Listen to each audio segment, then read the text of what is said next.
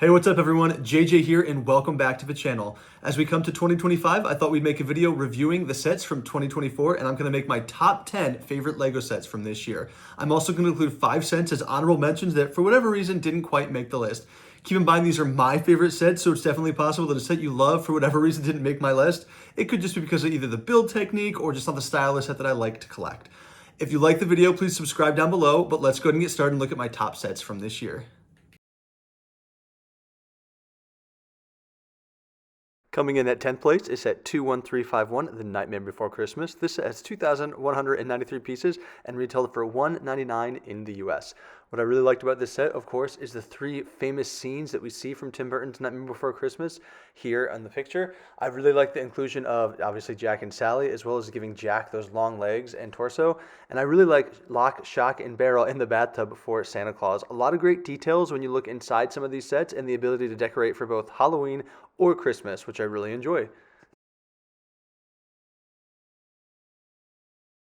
Coming in at 9th place is the Medieval Town Square. This is set 10332, retailing for $229.99 in the US, and this set had 3,304 pieces.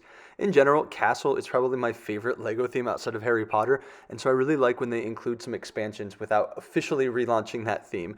There was lots of cool builds, kind of 4 mini structures as we see in the pictures with this build, and I really like how this can be connected to the Lion Knight's castle there with the Watchtower. There were some really cool details and some really cool minifigures in some of these builds as well. I especially like the tapestry studio as well as a little farm and the goat and some of the animals that came with this set.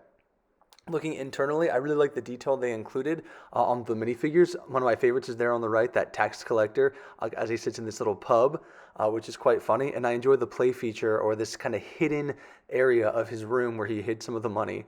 As you can see, there are lots of different minifigures and kind of side builds for different things that were being sold. And I love the mention of the wolf pack here in the forest.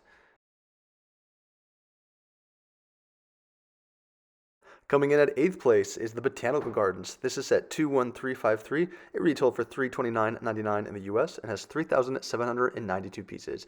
And I was very happy when I saw the leaked images for the first time of the Botanical Gardens. This is really pretty with lots of the colors and different build techniques used for some of those plants.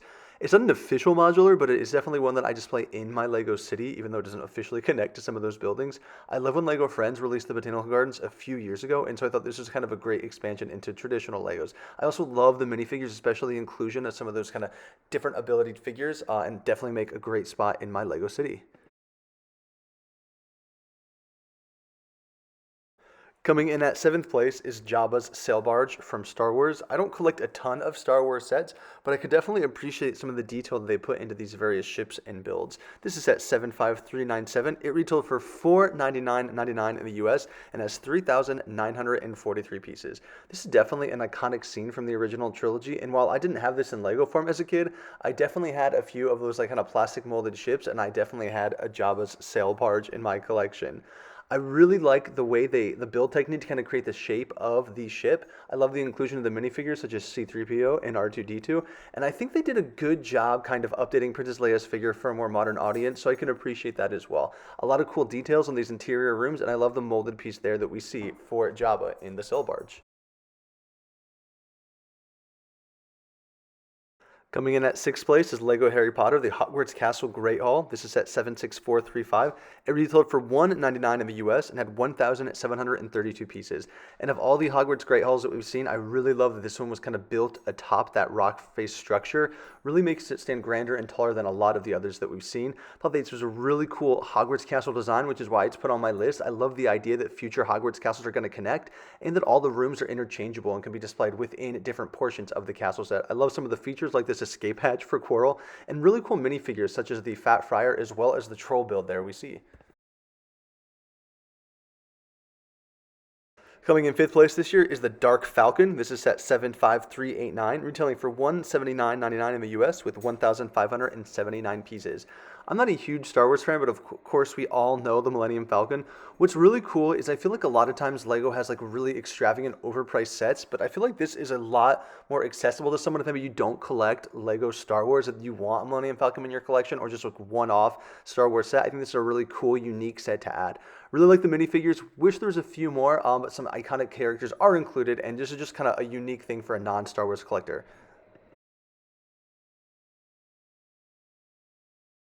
Coming in at fourth place is Jaws. This is at 21350. This retails for $149.99 in the US with 1,497 pieces. And this is pretty much what I love about a Lego idea set. It's just a simple scene, kind of a nice diorama build with the minifigures you would want as well as some cool features.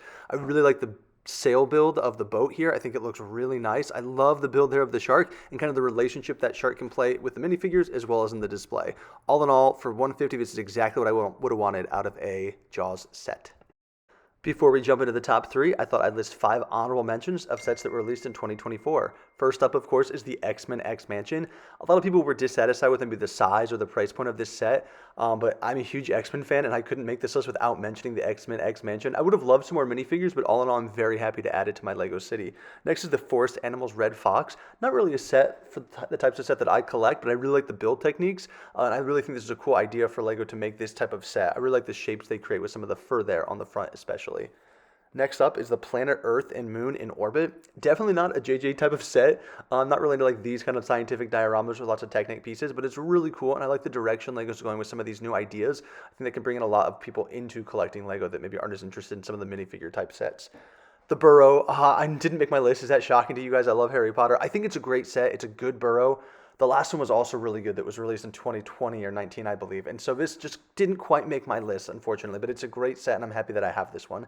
And last up is Peely Bone from Lego Fortnite. A really cool theme. Again, if I were to buy one, I'd buy more of that battle bus with all the minifigures, but I like when they take a risk with this kind of set. I really think the anatomy there of the banana is kind of funny and something I would have really liked if I was younger collecting Lego.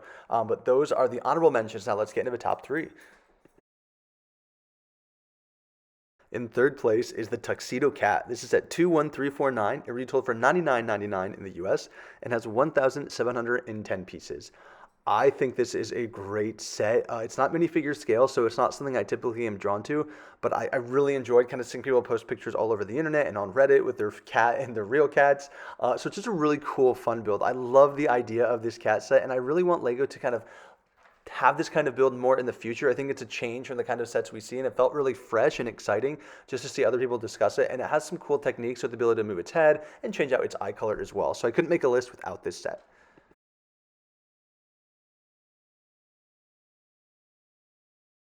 And coming in second place this year is going to be Lord of the Rings, Barad Dur. This is set 10333. It retails for $459.99 in the US. It has 5,471 pieces, and it is just a glorious, magnificent, really tall, intimidating build. I really like just the kind of the presence that it has towering over all the other Lego builds in my collection. I think the designers did a great job utilizing lots of blacks, which come off dark, but they incorporated various shades of gray, as well as, of course, some of the reds and oranges there for the lava. There's a lot of great interior structures and scenes. You could play out kind of the exploration of this tower, which I think is really neat. And I like how they kind of builds on top of itself, kind of telling the story from the bottom to the top as you're exploring this tower. A lot of really cool build techniques are utilized to allow for some of these functions. And this is quite different than anything else I have in my Lego collection. So very similar to some of the earlier stuff. I just love castle as a theme, and I think Lord of the Rings is kind of very adjacent with some of the sets that they have released, including this one. I do have Rivendell in my collection as well, so I'm happy to have both of these. I love looking there at the bottom at the build techniques and colors they used to create the lava, which I thought was really nice and cool. Of course, Lord of the Rings hasn't been officially relaunched as a theme, so I'm okay if they don't relaunch it, having this larger-than-life sets with a really complete cast of minifigures as we see here. So I really love this set and recommend it. Number 2 for this year.